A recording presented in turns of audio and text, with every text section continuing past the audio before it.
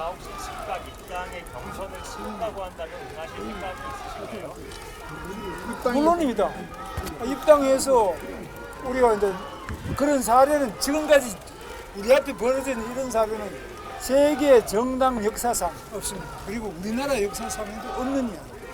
아주 희한한 일이 지금 일어나고 있습니다. 그래서 보통 보면은 정당의 여러 가지 정당법이나 또 우리 당의 당헌 당규 우리나라 정치 역사상 유례없는 일이 일어나고 있습니다.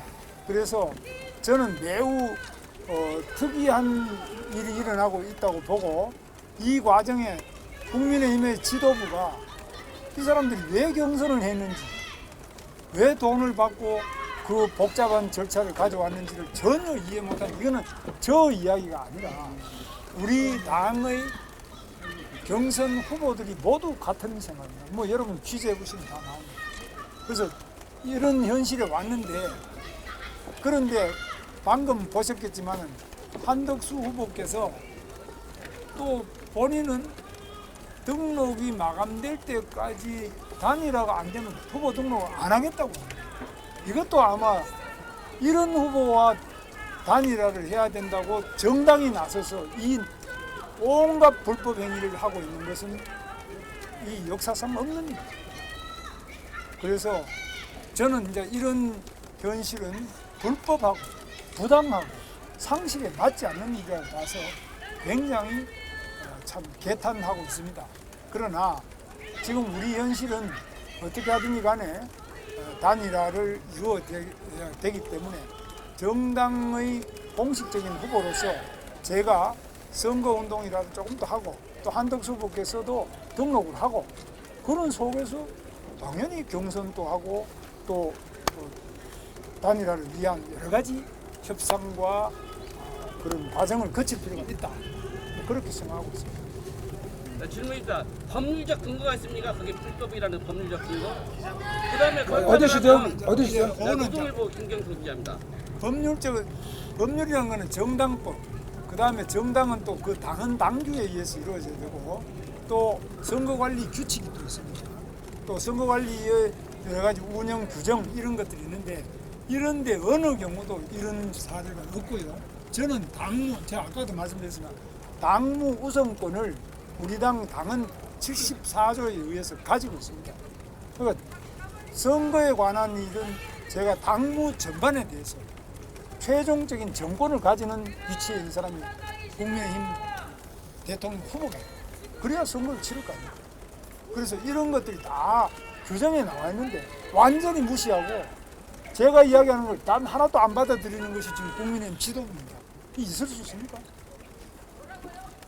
대표님, 중앙일보 김소윤입니다. 그럼에도 지금 당 지도부가 단일화를 밀어붙이는 명분과 이유가 여론조사 지지율 때문인데 오늘 MBS 결과에 따르면 한 후보께서 23% 그리고 후보께서 12%가 나왔는데 여론조사 좀 낮은 지지율에 대해서는 어떻게 다른 조사는 지지율은 지금 다른 조사가 많이 나오고 있습니다.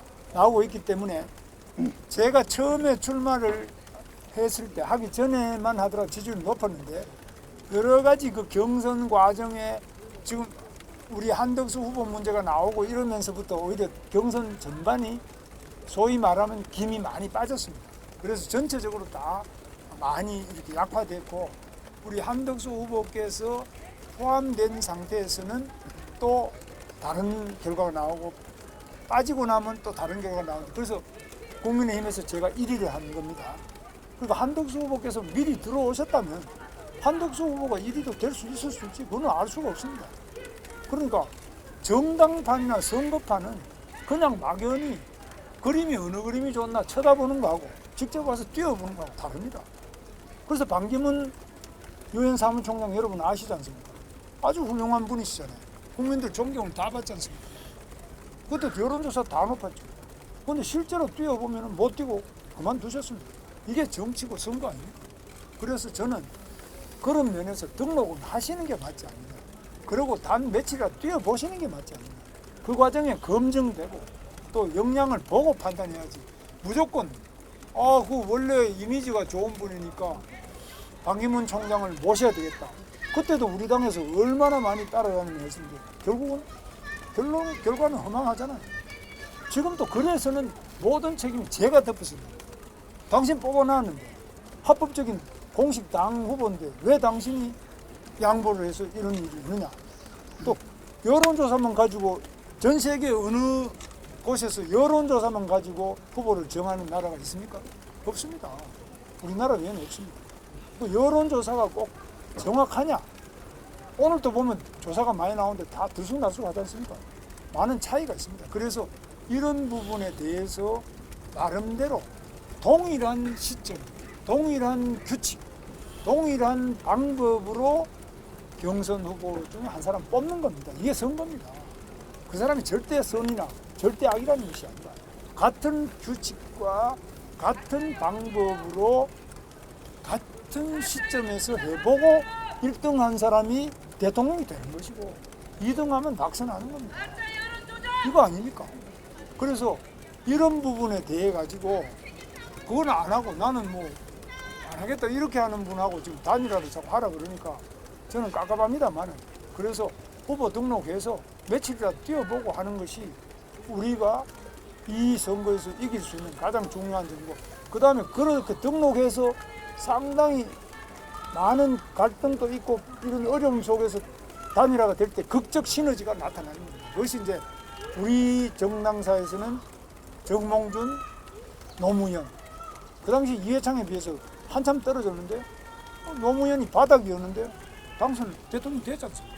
그래서 이 선거라는 거는 그렇게 뭐 안 들어오고 나 지금 여론조사 한번 해가지고 그냥 완전 몇 번씩 조사를 하고 경선을 하고 다 해서 뽑아놓은 사람은 그거 바꿔치우자. 이거는 그 일종의 정직하지 않은 행위입니다.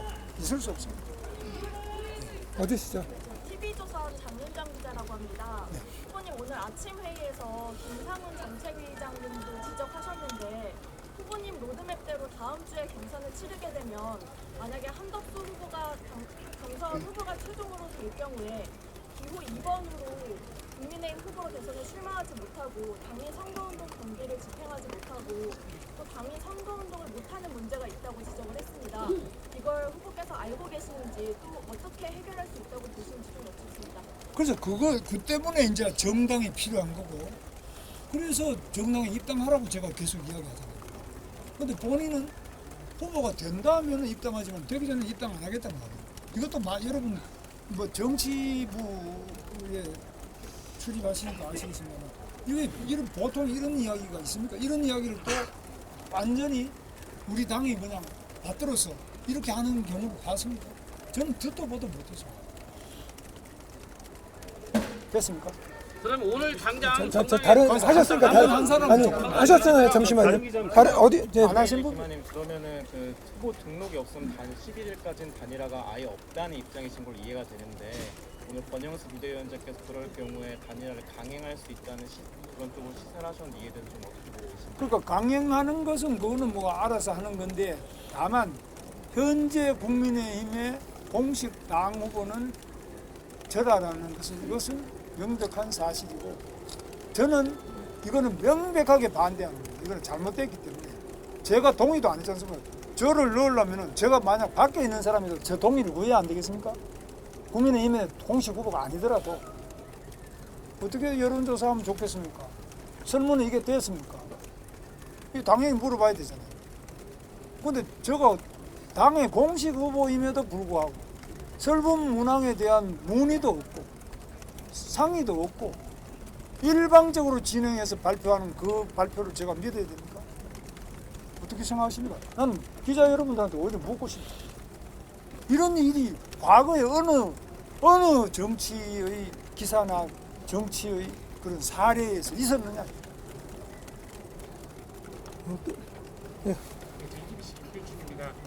오늘 회동이 어제 회동보다 더 진전됐다고 보시는지 좀 진지했어요. 왜냐? 진지한 이유는 오늘 아무래도 이제 이게 언론의 힘입니다. 기자분들이 직접 실시간으로 보고 계시고 그렇기 때문에 아무래도 진지하고 조금 더 적극성이 있죠. 또 더 만날 의향이 더 있으신지. 저는 뭐 언제든지 더 만나고 내일이라도 다시 만나자고 제안합니다.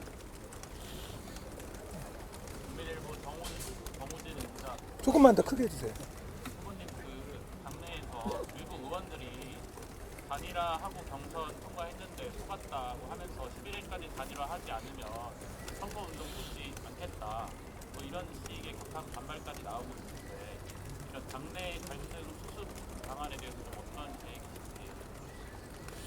뭐 그거는 각 의원님들께서 생각하시는 건데 그런 부분에 대해서는 제가 이제 만나서 우선 선거운동이라는 것은 자기와 생각이 다르거나 또는 모르거나 이런 분들을 확보하는 과정 아니겠습니까?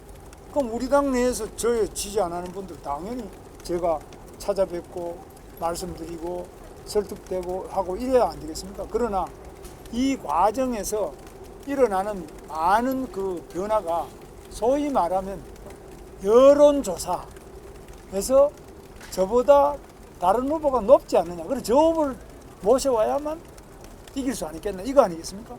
뭐 다른 이유는 특별한 건 없어요. 제가 뭐 당에 원수된 것도 아니고 저는 당비만 하더라도 뭐 수십억을 낸 사람이에요. 수십억을 내서 저는 선거할 때마다 경기도지사 선거 한 번 할 때마다 남는 돈을 10억씩 특별당비를 계속 헌금을 했어요. 그러니까 20억 이상을 제가 낸 사람입니다. 그래서 저는 당에 대한 여러 가지 기여나 역할이나 이래 봐서 저 당에 대해 가지고 당에서 저보고 무슨 이렇쿵 저렇쿵 이야기하시는 제 여론조사 지지율이 이게 고정된 게 아닙니다. 방법에 따라서 시점에 따라서 다 다릅니다.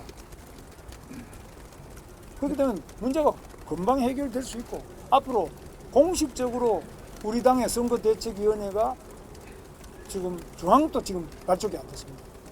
그 다음에 시도별로 발족이 되고 공식 선거운동을 하기 시작하면 바로 급상승할 것으로 저는 그렇게 믿고 있고 그거는 누가 선거 전문가 누구한테 물어봐도 마찬가지겠죠.